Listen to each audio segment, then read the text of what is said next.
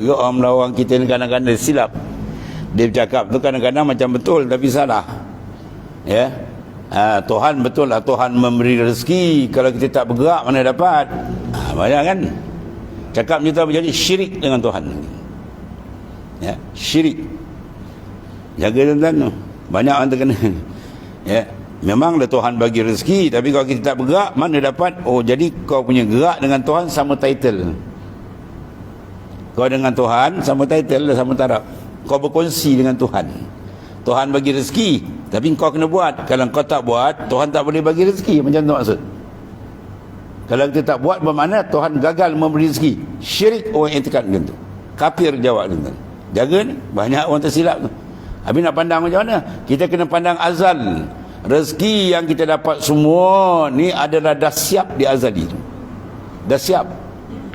Dan Allah Ta'ala set benda tu, kita dapat, dan dia set bahawa kita dapat tu, digerakkan kita menjadi sebagai asbab. Macam tu pandang.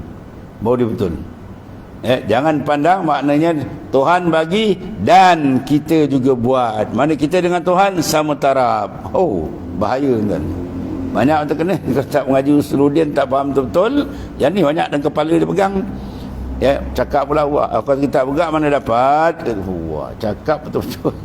Cakap dia buat rosak. Kalau kita bergerak mana dapat? Dapat siapa beri? Al-Mu'ti tu nama siapa? Ar-Razak tu nama siapa? Pemberi rezeki tu nama siapa? Jaga tu. Kalau dia kiap kita sekejap, pegang. Kalau beri rezeki, dia tarik nyawa habis terkaku tu. Jadi kena faham dia tu. Kita kena pandang bahawa rezeki adalah dari Allah, dan Tuhan dah siapkan pada azal lagi sebab-sebab dia. Maka dia jadikan kita sebagai sebab, bukan kita sebagai syarat. Kalau kita jadi syarat, jadi dapat rezeki, makna kita dengan Tuhan sama power. Kalau kita tak ada, Tuhan tak boleh bagi rezeki. Mesti ada kita. Kita syarat Tuhan nak bagi rezeki. Macam tu. Parah kan ya. Jadi kufur orang tingkat gitu. Maka disyirik tak pasal-pasal nanti. Sebab kena dia faham betul-betul. Rezeki adalah dari Allah Ta'ala. Malaikat kena haram dengan Tuhan mengambil nyawa kan?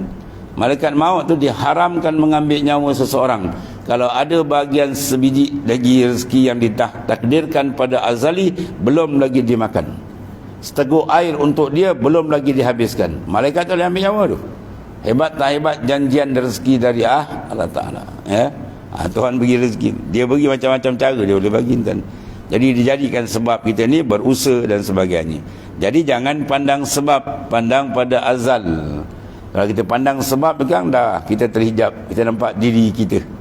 Saya buat ni